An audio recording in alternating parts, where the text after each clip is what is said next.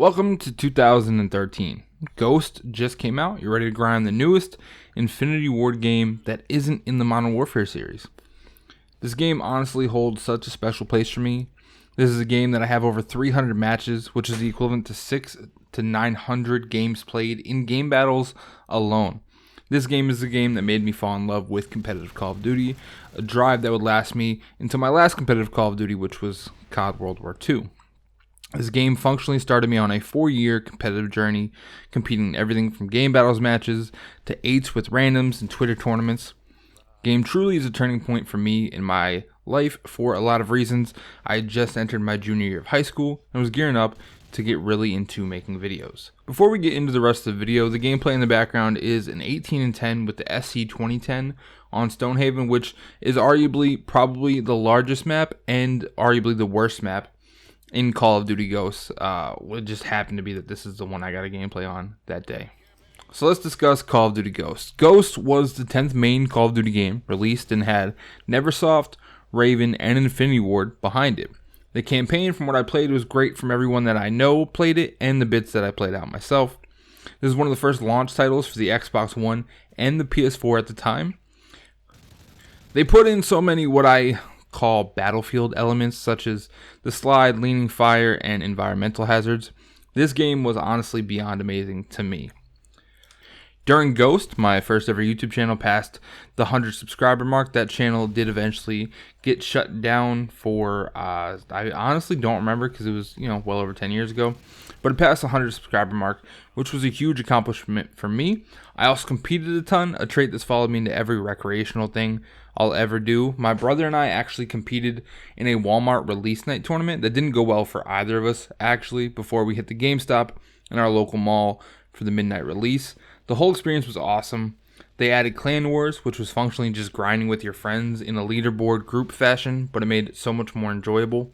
We would get in groups like 10 or 12 people, split the team up into who could get the most kills and who was just going to throw their body at the objective and grind out Clan Wars as a giant team, and it was awesome. We picked up, my brother wasn't really a part of the clan, we picked him up for the extra points, and he ended up turning out to be a good member, top 5 on our rankings, just because he got in lobbies with the right people and was throwing his body constantly at the objective. I really got into this game competitively though.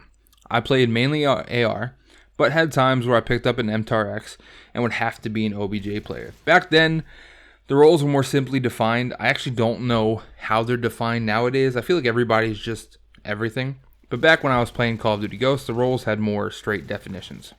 Those main roles were Slayer, Support, and OBJ, and they had different variations. I.e., if you were a support player, meaning you could functionally slay if you had to, but preferred to anchor objectives, you were a support objective player.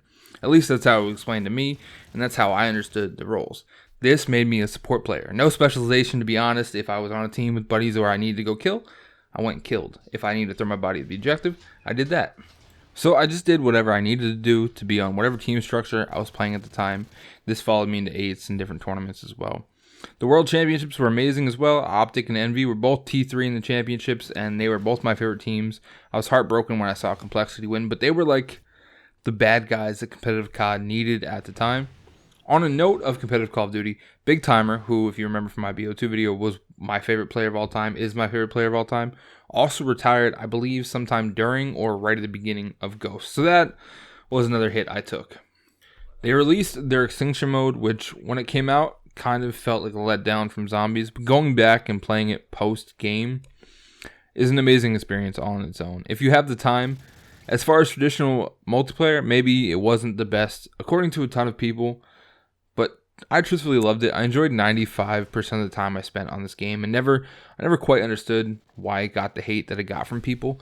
The gun balance was amazing. There were usable weapons in literally every category. Sure, the maps were big, but they were trying to compete with the new Battlefield games. They fixed that with DLC though. The TTK was good. Streaks were very good. I don't know where Ghost stands for you guys, but for me, as controversial as it might have been 10 years ago, I still stand by the fact that it's top 5, even with all the decent/good Call of Duty releases we've had after it. Let me know what you guys thought of Ghost in the comment section below. If you guys have any topics you want to see me discuss, let me know by leaving a comment. Have a nice day.